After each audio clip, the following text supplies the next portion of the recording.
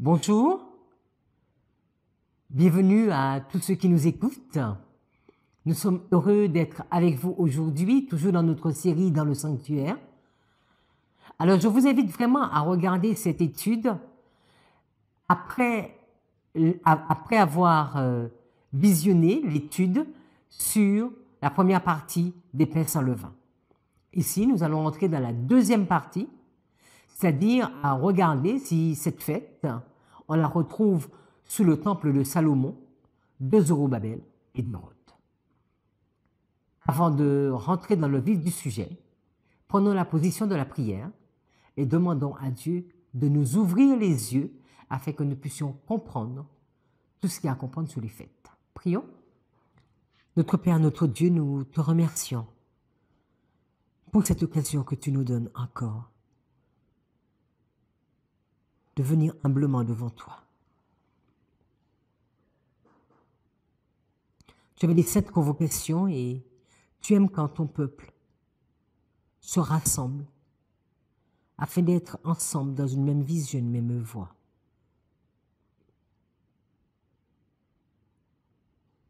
Nous voulons te remercier pour la façon que tu gères les choses et que chacun nous puissions comprendre l'importance de tout ce que tu mets en place pour nous. Laisse-nous pendant cette étude. C'est au nom de Jésus que nous t'avons prié. Amen.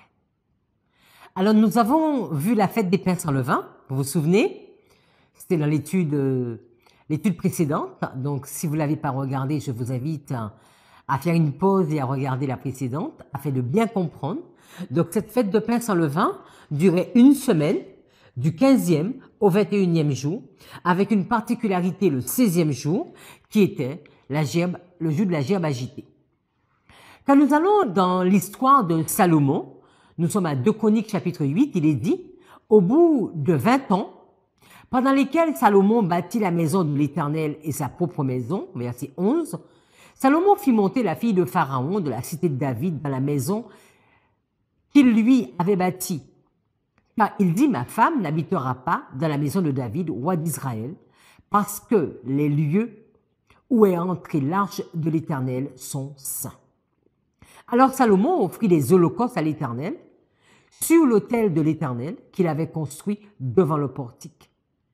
Il offrait ce qui était prescrit par Moïse pour chaque jour, pour les sabbats, pour les nouvelles lunes, on l'a déjà étudié, pour les fêtes, 3 fois l'année, à la fête des pains sans levain, à la fête des semaines et à la fête des tabernacles. Donc on voit que sous Salomon, ces fêtes continuaient la fête des pains sans levain. Il établit dans leurs fonctions, telles que les avait réglées David son père, les classes des sacrificateurs selon leur office, les Lévites selon leur charge, consistant à célébrer l'Éternel et à faire jour par jour le service en présence des sacrificateurs, et les portiers distribués à chaque porte d'après leur classe, car ainsi l'avait ordonné David, homme de Dieu. Alors ici, nous allons regarder l'histoire d'Ézéchias, c'est-à-dire que nous sommes sous cette ligne. On l'a déjà vu pour Pâques, où Akaz va fermer le temple, et Ézéchias, son fils, va rentrer vraiment dans une repentance avec le peuple et va ouvrir le temple. Et le 14e jour du 2e mois, d'accord? Le 14e jour du 2e mois, alors que tout ceci se passait le 14e jour du 1er mois, on aurait pu faire ici ou ici, il avait fait la Pâque. Mais est-ce qu'il pouvait faire la fête des pains sans levain le 15e jour du 2e mois? Parce qu'on n'avait pas posé cette question à Moïse, en tout cas on n'a pas l'information. On va regarder cette histoire d'Ézéchias. 2 Chroniques 29, verset 1. Ézéchias devint roi à l'âge de 25 ans et il régna 29 ans à Jérusalem. Sa mère s'appelait Abijah, fille de Zacharie. Il fit ce qui est droit aux yeux de l'Éternel, entièrement, comme avait fait David son père. La première année de son règne, au 1er mois, il ouvrit les portes de la maison de l'Éternel et il les répara. On l'a déjà vu dans l'étude précédente. Les sacrificateurs entrèrent dans l'intérieur de la maison de l'Éternel pour la purifier. Ils sortirent toutes les impuretés qu'ils trouvèrent dans le temple de l'Éternel, et les mirent dans le parvis de la maison de l'Éternel, où les Lévites les reçurent pour les emporter dehors au torrent de Cédron. Ils commencèrent cette purification le premier jour du premier mois, d'accord? Le premier mois de l'année. Le 8e jour du mois, ils entrèrent dans le portique de l'Éternel et ils mirent 8 jours à purifier la maison de l'Éternel. Le 16e jour du premier mois, ils avaient achevé. Donc on comprend très bien que le 14e jour du premier mois, alors que c'est la Pâque, ils sont en train de purifier et de nettoyer le temple. Donc sinon, je vais prendre ce dessin ici.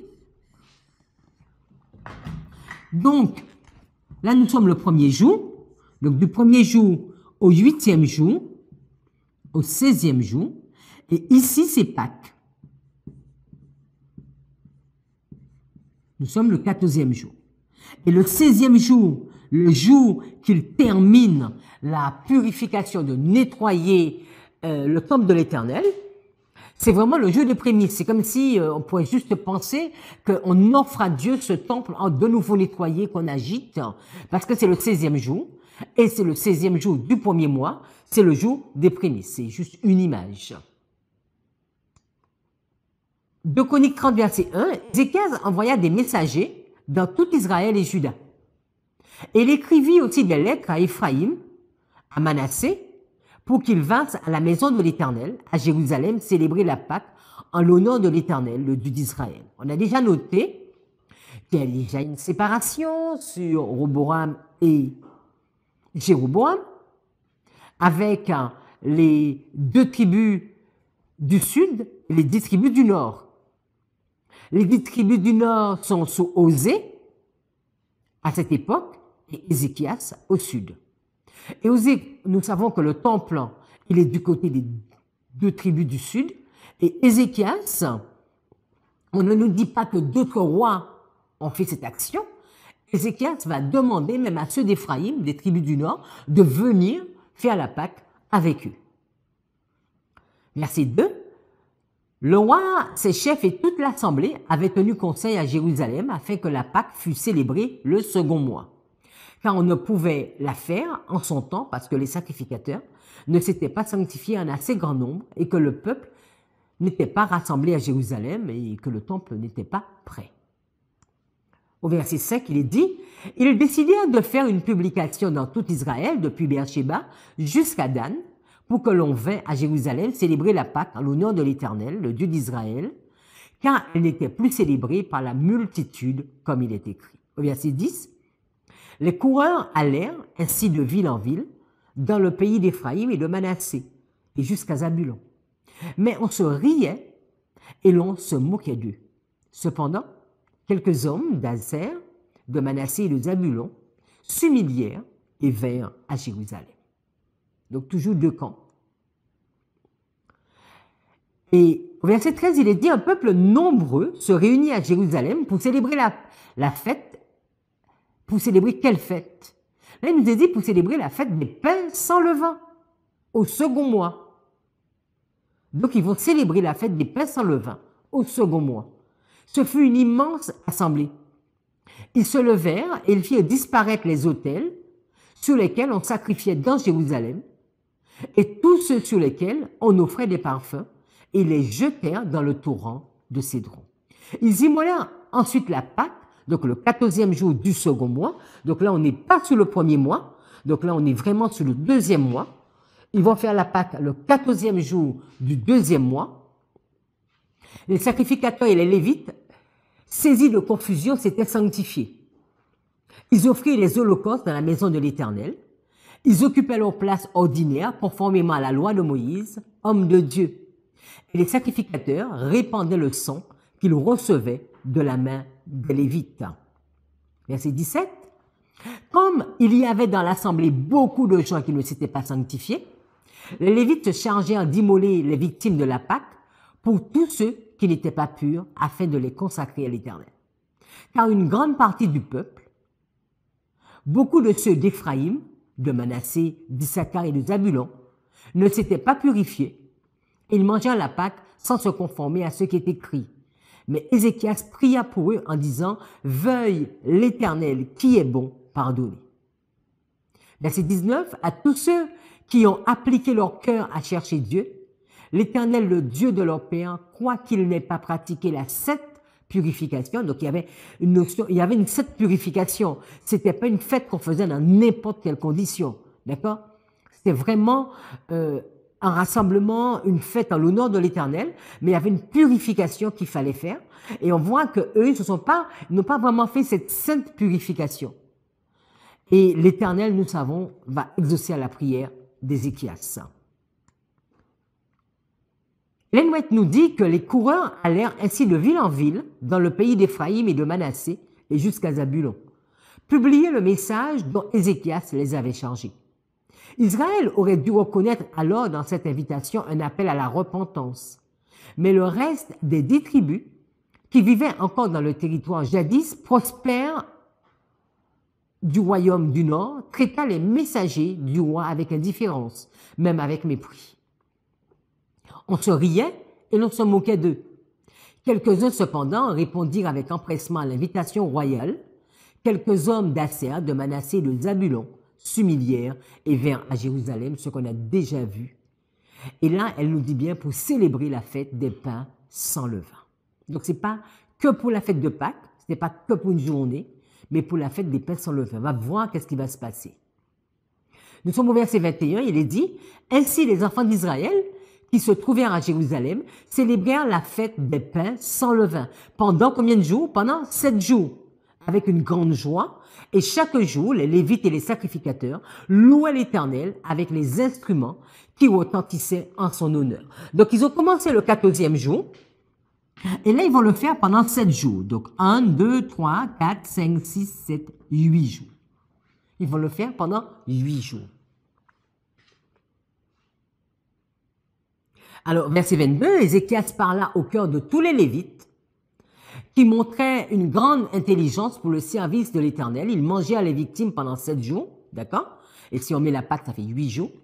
Offrant des sacrifices d'actions de grâce et louant l'Éternel, le Dieu de leur père. Il nous est dit qu'au verset 23, toute l'assemblée fut d'avis de célébrer 7 autres jours. Donc, vous vous souvenez ici, on avait mis 8 jours à nettoyer. Donc, nous sommes sous ces 8 jours. Et là, ils vont refaire encore 7 autres jours. Donc là, ils sont sous, on aurait dit une deuxième fête de pain sans levain. En tout cas, on ne nous dit pas si c'était sans levain, mais ils vont mettre encore 7 autres jours et célébrer joyeusement ces 7 autres jours, ces 7 jours. Car Ézéchias, roi de Juda, avait donné à l'assemblée 1000 taureaux, 7000 brebis, et les chefs lui donnèrent 1000 taureaux et 10 000 brebis, et les sacrificateurs en grand nombre s'étaient sanctifiés.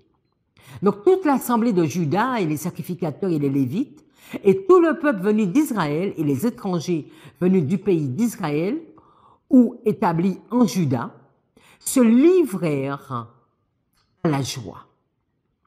Il y eut à Jérusalem de grandes réjouissances.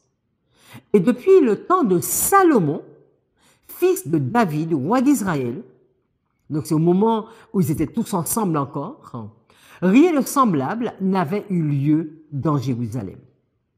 Les sacrificateurs et les Lévites se levèrent et bénirent le peuple, et leur voix fut entendue et leur prière parvint jusqu'aux cieux, jusqu'à la sainte demeure de Dieu.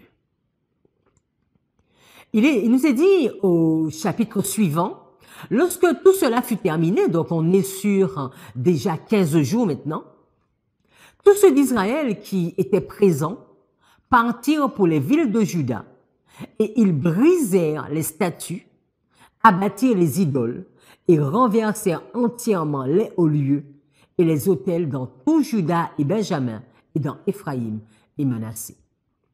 Et là, je me suis fait une petite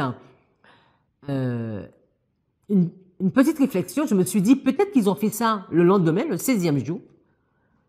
Est-ce qu'ils l'ont fait sur une journée? Je ne sais pas. Et auquel cas, ça aurait pu nous mettre la même structure qu'ici, 8 jours et 8 jours. Parce qu'on a vu qu'ils ont fait la Pâque, ils ont fait les 7 jours, et après ils ont refait encore 7 autres jours, et ils ont été détruire tous les hauts lieux. Et on nous dit, puis, tous les enfants d'Israël retournèrent dans leur ville, chacun dans sa propriété. Ézéchias rétablit les classes, et c'est seulement à ce moment-là qu'il va rétablir les classes des sacrificateurs et des Lévites, d'après leur division. Donc, vraiment, la Pâque et la fête de pain sans levain et des prémices, c'est vraiment obligatoire. C'était le début que Dieu avait proposé, que Dieu avait donné, demandé, et on a vu que quand il y a une cassure, mais le peuple recommençait par cela et continuait à officier. Donc, Ézéchias, le roi, va établir les classes des sacrificateurs et des Lévites d'après leur division, chacun selon ses fonctions, sacrificateurs et Lévites, pour les holocaustes et les sacrifices d'action de grâce, pour le service, pour les chants et les louanges aux portes du camp de l'Éternel. Le verset 3, le roi donna une portion de ses biens pour les holocaustes du matin et du soir, pour les holocaustes des sabbats, des nouvelles lunes et des fêtes, comme il est écrit dans la loi de l'Éternel. Donc on voit que la fête des pains sans levain était réalisée sous Salomon. Il y a certainement eu des coupures à certains moments, mais on le voit rétablir avec Ézéchias. Donc ici, j'ai schématisé un peu tout ce qu'on a vu. Donc du premier jour du premier mois au 8e jour du premier mois, c'est la purification du temple. Après, il y a 8 autres jours pour l'autre partie de purification. D'accord? Donc là, nous sommes sur le premier mois. Et on va attendre d'arriver le 14e jour du 2e mois. D'accord? Et là, il va y avoir la Pâque. Donc, il y a la purification, Dieu enlève l'opprobre, et là, ils vont faire la Pâque. La Pâque, la fête des pains sans levain va durer 8 jours, donc Pâque plus 7 jours, et de nouveau 7 autres jours, pendant 7 autres jours, et on pourrait penser que le 29e jour du 2e mois, c'est à ce moment-là qu'ils vont abattre les idoles. Regardons une autre histoire. Maintenant, nous allons regarder sous Josias. Donc, on voit que Ézéchias n'a pas rétabli seulement la Pâque, mais également les pains sans levain. Et on va voir si Josias a juste fait la Pâque ou est-ce qu'il a également fait la fête des pains sans levain. On avait déjà vu qu'il avait fait la Pâque dans l'étude sur la Pâque, mais on va voir son histoire. Donc, nous sommes à 2 Chroniques 34, verset 1. Josias avait 8 ans lorsqu'il devint roi et il régna 31 ans à Jérusalem. Il fit ce qui est droit aux yeux de l'Éternel. Il marcha dans les voies de David, son père. Il ne s'en détourna ni à droite ni à gauche. La 8e année de son règne, comme il était encore jeune, il commença à rechercher le Dieu de David, son père. Et la 12e année, il commença à purifier Juda et Jérusalem des hauts lieux des idoles, des images taillées et des images en fonte. Nous sommes au chapitre 35. On continue avec l'histoire de Josias. Il est dit que Josias célébra la Pâque en l'honneur de l'Éternel à Jérusalem. Et l'on immola la Pâque le 14e jour du premier mois. Donc nous sommes pas sur le 2e mois, mais nous sommes sur le premier mois. Et qu'est-ce qu'on avait vu comme particularité si on revient dans le texte de Josias? Il était dit que Josias, lui, la 8e année de son règne, il va commencer à chercher le Dieu de Jacob, le Dieu de David, son père. Et la 12e année, il va commencer à purifier Juda.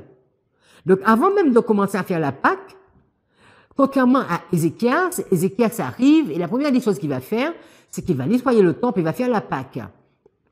Mais on voit que Josias ne va pas fonctionner ainsi. Il va commencer à purifier Juda. Donc, la 12e année, il va commencer à purifier Juda. Et là, il nous est dit qu'au verset 2, il établit les sacrificateurs dans leurs fonctions et les encouragea au service de la maison de l'Éternel. Verset 7. Josias donna aux gens du peuple et à tous ceux qui se trouvaient là des agneaux et des chevreaux au nombre de 30 000. Le tout pour la Pâque et 3 000 bœufs. Cela fut pris sur les biens du roi. Ces chefs firent de bon gré un présent au peuple, aux sacrificateurs et aux Lévites.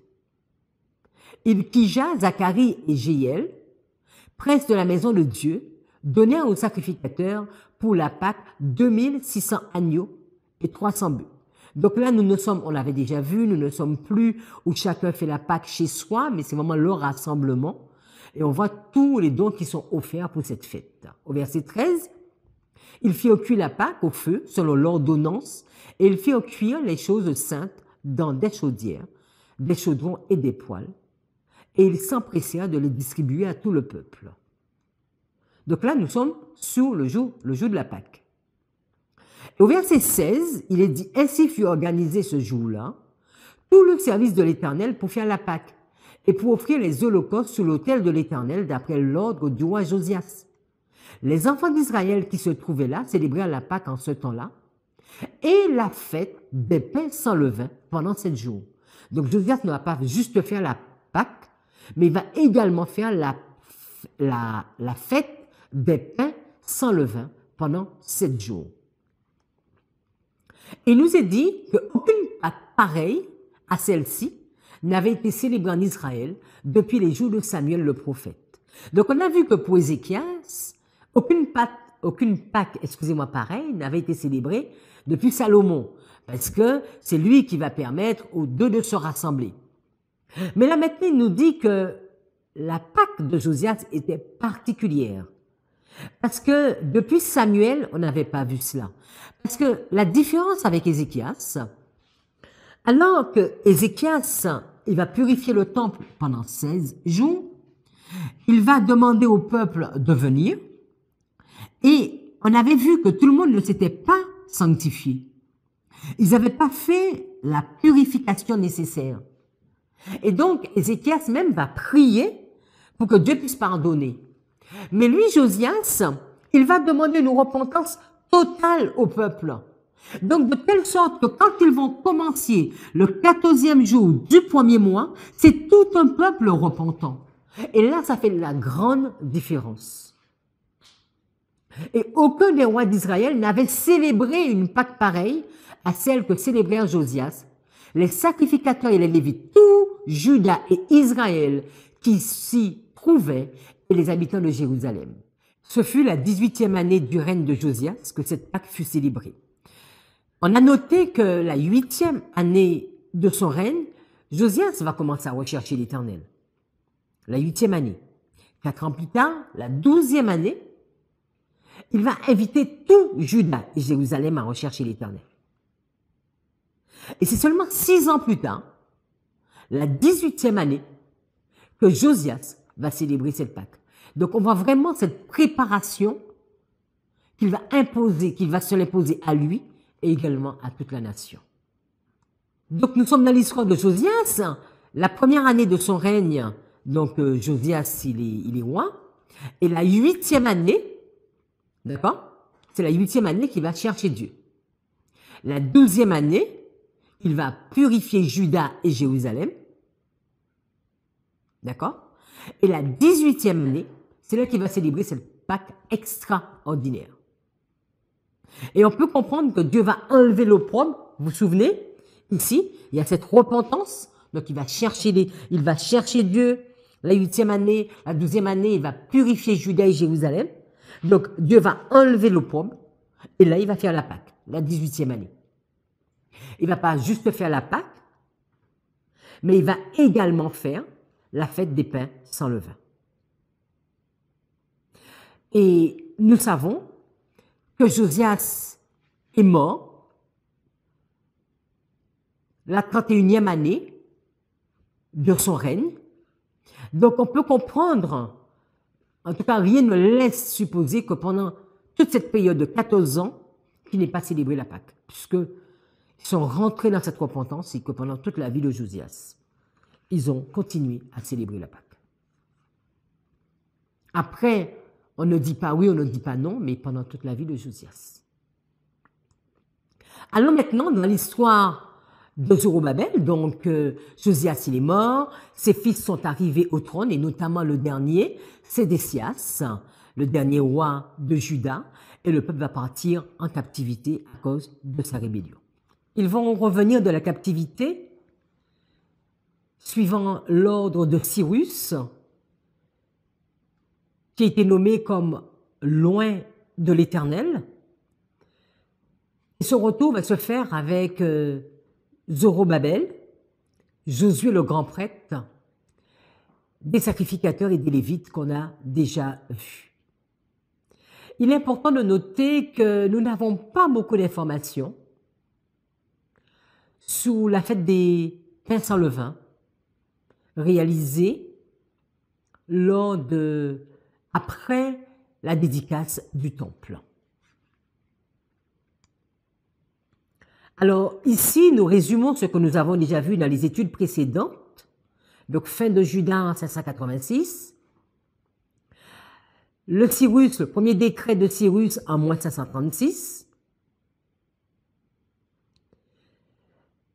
la reprise des travaux sous Zacharie et Agé, et enfin la dédicace du temple, les Lévites qui rentrent en fonction. En moins 516, le 3e jour du 12e mois, donc les Lévites qui rentrent en fonction, le peuple, donc on voit déjà cette repentance.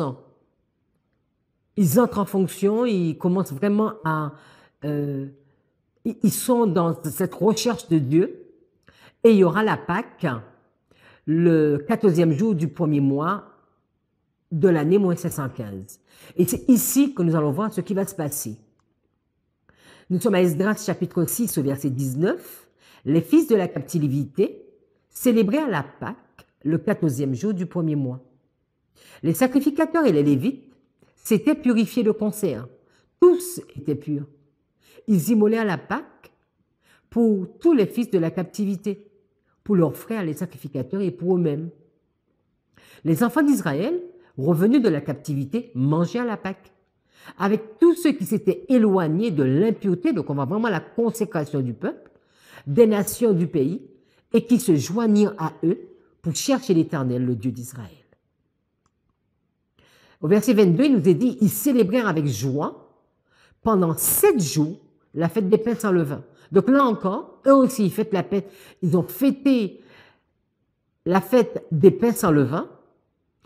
On n'a pas l'information, mais on peut comprendre également que le 16e jour, la gerbe agitait, parce que ça faisait déjà un moment qu'ils étaient sur place.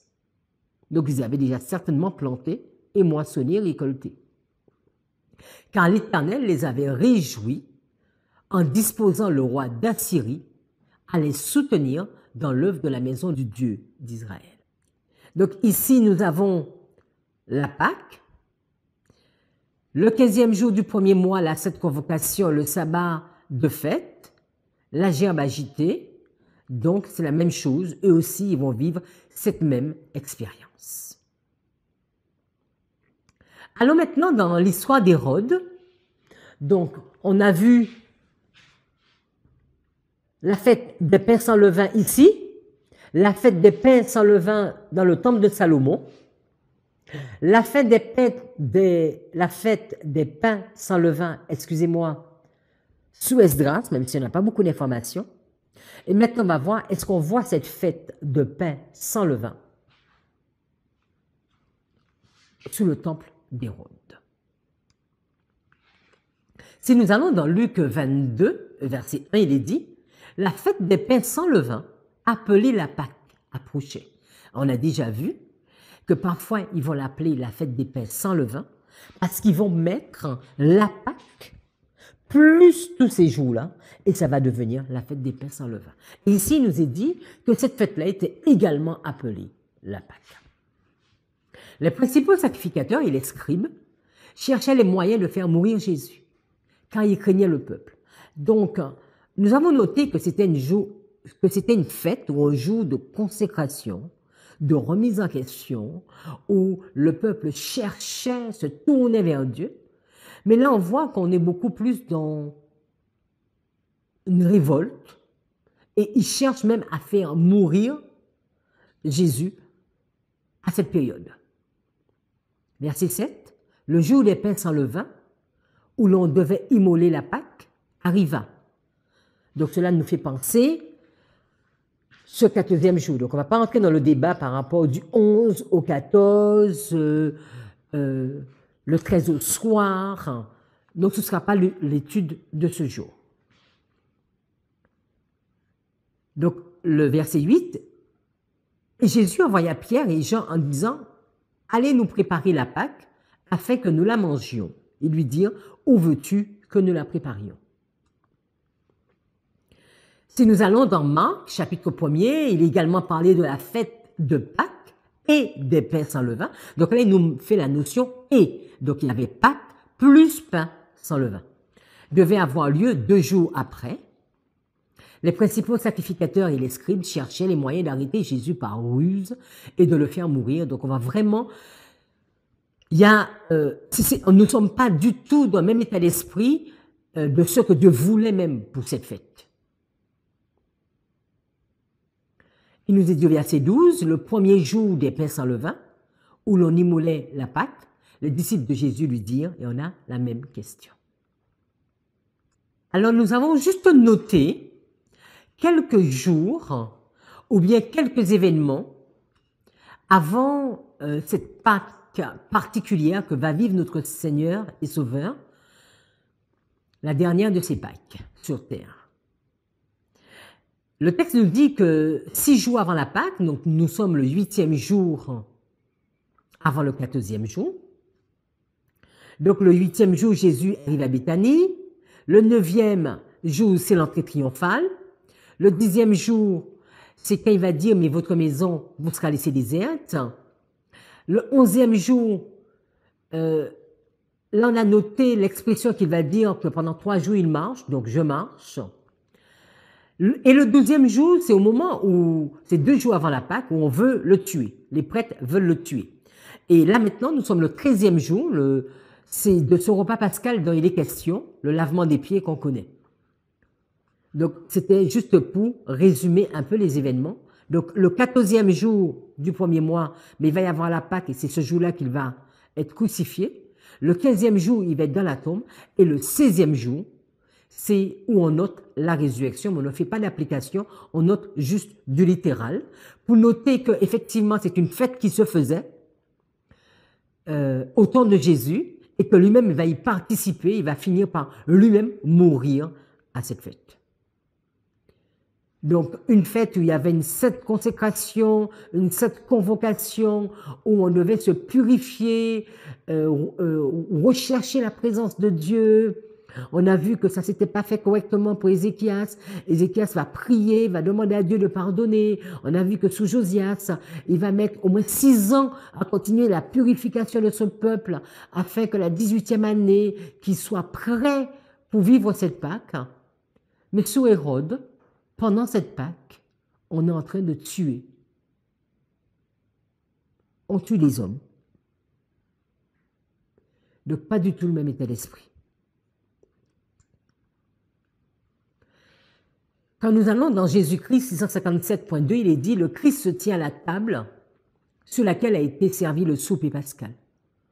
Les pains sans levain, en usage de cette occasion, sont devant lui. Le vin non fermenté de la Pâque est sur la table. Le Christ se sert de ces emblèmes pour représenter son sacrifice immaculé. Rien de ce qui a subi la fermentation, symbole de péché et de mort, ne peut représenter l'agneau sans défaut et sans tache. » Et quand nous allons arriver à l'application, ça va beaucoup nous interpeller parce que ces pains sans levain, les pains azim, que nous trouvons à cette occasion sur la table,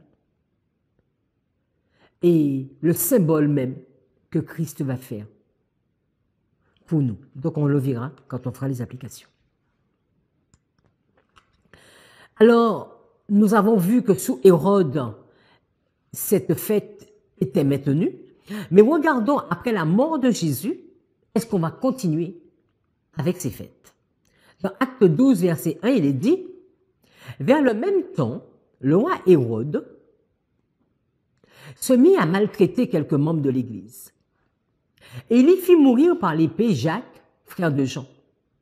Voyant que cela était agréable aux Juifs, il fit encore arrêter Pierre. C'était pendant les jours des pains sans levain. » Donc on voit vraiment un état d'esprit qui n'est pas du tout ce que Dieu demande pendant les jours de pain sans levain, mais ils arrêtent les personnes parce qu'ils n'ont pas la même vision qu'eux. Après l'avoir saisi et jeté en prison, ils le mirent sous la garde de 4 escouades, de 4 soldats chacune, avec l'intention de le faire comparaître devant le peuple après la Pâque. Donc, après la fête des pains sans levain, parce que c'est pendant la période de fête de pains sans levain qu'ils l'ont arrêté. Pierre donc était gardé dans la prison et l'Église ne cessait d'adresser pour lui des prières à Dieu. La nuit qui précéda le jour où Hérode allait le faire comparaître, Pierre, lié de 2 chaînes, dormait entre 2 soldats et des sentinelles devant la porte gardaient la prison. Donc nous sommes dans le cadre de ces jours de fête et pendant ces jours de fête, Pierre est en prison et pendant cette période de jours de fête, le peuple de Dieu, l'Église, cette Église naissante est en train de prier. Donc il est vraiment dans le même état d'esprit que ce qui avait été demandé pendant les 7 jours de pain sans levain, à rechercher Dieu. Mais là, ils sont beaucoup plus dans l'angoisse parce que Pierre est en prison et risque de mourir. Verset 7. Et voici un ange du Seigneur survint et une lumière brilla dans la prison, donc pendant cette période de pain sans levain. L'ange réveilla Pierre en le frappant au côté et en disant « Lève-toi promptement ». Les chaînes tombèrent de ses mains et l'ange lui dit « Mets ta ceinture et tes sandales ». Et il fit ainsi. L'ange lui dit encore « Enveloppe-toi de ton manteau et suis-moi ». Pierre sortit et le suivit, ne sachant pas que ce qui se faisait par l'ange fut réel et s'imaginant avoir une vision. Lorsqu'ils eurent passé la première garde, puis la seconde, ils arrivèrent à la porte de fer qui mène à la ville et qui s'ouvrit d'elle-même devant eux. Ils sortirent et s'avancèrent dans la rue. Aussitôt, l'ange quitta Pierre. Revenu à lui-même, Pierre dit « Je vois maintenant, d'une manière certaine, que le Seigneur a envoyé son ange et qu'il m'a délivré de la main d'Hérode et de tout ce que le peuple juif attendait. » Donc on voit, c'est vraiment l'état d'esprit, c'est pas seulement au niveau du roi, mais même au niveau du peuple. Et pourquoi je dis que c'est pendant la fête des pains sans levain? En tout cas, on peut penser à cela. Peut-être il y en a d'autres qui peuvent ne pas être d'accord, et ça, j'accepte. C'est parce qu'il nous est dit qu'ils attendaient que la fête des pains sans levain se termine pour pouvoir le juger. Donc, il est en prison. On peut penser que pendant cette période, qu'il est en prison. Et pendant cette période, l'ange va le visiter. Donc ici, on peut mettre quelques points. Donc on a la Pâque. Le 15e jour, c'est le sabbat de fête.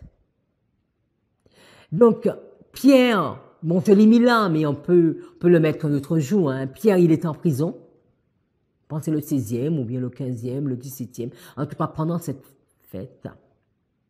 Et Pierre va être libéré par un ange avant son jugement.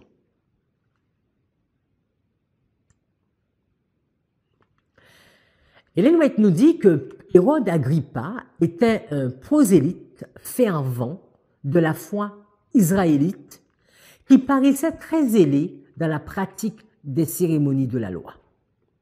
Le gouvernement de Judée était alors entre ses mains, aux ordres de Claude, l'empereur romain. Hérode était aussi tétrarque de Galilée. Désireux de gagner la faveur des Juifs, et dans l'espoir de s'assurer ainsi le pouvoir et les honneurs, il combla leur désir en persécutant l'Église du Christ. Il commença par dépouiller les croyants de leurs maisons et de leurs biens et emprisonner leurs dirigeants. Ils arrêtèrent Jacques et le jetèrent en prison, où un bourreau le fit périr par l'épée. Comme un autre Hérode Antipas avait fait décapiter le prophète Jean-Baptiste. Voyant que sa politique plaisait aux Juifs, Hérode fit aussi emprisonner Pierre. Cette persécution eut lieu durant le temps sacré de la Pâque. La décision d'Hérode de mettre à mort Jacques fut approuvée par le peuple. Bien que certains aient regretté le caractère privé de cette mise à mort, ils estimaient qu'une exécution publique aurait davantage dissuadé tous les croyants et les sympathisants de la foi chrétienne. C'est pourquoi Hérode fit arrêter Pierre en vue de satisfaire les Juifs par le spectacle public de sa mort. Mais on lui fit comprendre qu'il ne serait pas prudent d'exécuter le vieil apôtre en l'exposant à la vue de la foule, alors rassemblée à Jérusalem pour la Pâque. Il était à craindre que son aspect vénérable n'éveille la pitié et le respect des gens. Les chefs religieux redoutaient aussi que Pierre n'adresse à cette occasion un de ces appels pathétiques qui avaient fréquemment incité le peuple à se pencher sur la vie et le caractère de Jésus. Appel auquel, malgré leur ruse, il n'avait pu opposer aucun argument. Dans ces conditions, les Juifs craignaient que la libération de l'apôtre ne fût demandée au roi. Donc on voit qu'on est vraiment dans la semaine de Pâques, une semaine particulière, mais avec tout un peuple qui a un mauvais état d'esprit et avec un désir de tuer les serviteurs de Dieu. Tandis que, sous différents prétextes, l'exécution fut renvoyée après la Pâque, les membres de l'Église du Christ en profitèrent pour se livrer au recueillement et à la prière fervente, adressant au Seigneur d'instances requêtes accompagnées de larmes et de jeûnes. Ils ne cessaient d'intercéder en faveur de Pierre, car ils sentaient que l'œuvre missionnaire chrétienne ne pouvait se passer de lui. Ils se rendaient compte que l'heure était venue où, sans un secours spécial d'en haut, l'Église serait anéantie. Et nous savons, cette histoire nous raconte que Dieu est intervenu pendant cette fête, pendant cette période, pour son peuple et pour libérer son serviteur Pierre et permettre à cette Église d'avancer. Donc ici, quand nous voyons toutes ces histoires, on voit que c'est tout un peuple qui célèbre la Pâque, aussi bien sous Josué, sous Ézéchias ou sous Josias. Mais dans l'histoire d'Hérode, il y a une séparation nette à plusieurs reprises. C'est-à-dire que quand on regarde la Pâque au temps de Christ, en l'an 31, on connaît tout ce complot, et alors que certains Juifs sont en train de pleurer pour cette injustice qui vient d'être faite, les disciples qui sont désespérés, on va voir d'autres qui festoient, qui sont heureux, alors que le temple est déjà laissé désert. Et cette même histoire va se répéter quelques temps plus tard, et là maintenant c'est avec Pierre. Et on va voir un groupe qui est en train de prier, de rechercher Dieu, alors qu'un autre groupe est en train de festoyer dans la malhonnêteté. C'est quelque chose qu'on n'avait pas vu aussi bien sous Moïse, sous Salomon, sous Zorobabel. C'est-à-dire que même au sein du peuple de Dieu, une séparation pendant cette fête, avec deux groupes. Si nous devons résumer par la map, comme d'habitude, donc nous avons dans le sanctuaire ce principe qui va être donné, qui est un souvenir de la délivrance d'Égypte, le 14e jour du premier mois, donc la Pâque, les 7 jours des pains sans levain, et le 16e jour de la gerbe agitée, et on a vu que cela pouvait être que de l'orge. C'est une fête qui va être également célébrée dans le temple de Salomon, et plus particulièrement, on s'est arrêté dans l'histoire d'Ézéchias et dans l'histoire de Josias, avec la particularité de chacun. Après la captivité, ils reviennent et ils n'ont pas oublié les principes de Dieu. Ils vont faire la Pâque et également la fête des pains sans levain. Et même sous Hérode, cette fête est maintenue, mais nous ne voyons pas le même état d'esprit que Dieu avait demandé, cette repentance, cette prise de conscience qu'il devait avoir pour accompagner cette fête. Donc ici se termine l'étude. Nous avons vu la fête de Pâques, la fête des pains sans levain. Et la prochaine étude, nous verrons la fête de Pentecôte avec beaucoup plus d'informations et sa relation entre les deux prémices, prémisse du 16e jour et prémisse 50 jours plus tard. Prions. Notre Père, merci pour cette étude que tu nous permets de faire. Merci pour ton amour, ta bonté, ta patience. Merci pour la façon que tu ne cesses de nous instruire et donne-nous l'envie de te rechercher. De ne pas faire les choses pour les faire, de ne pas faire les choses comme le monde fait, mais de faire ce que tu demandes. Cette repentance, cette prise de conscience et la façon que nous devons nous réjouir en toi et ce que vraiment tu demandes pour ton peuple. Que chacun de nous puissions analyser nos mobiles afin de nous présenter devant toi correctement. Béni sois-tu. C'est au nom de Jésus que nous t'avons prié. Amen.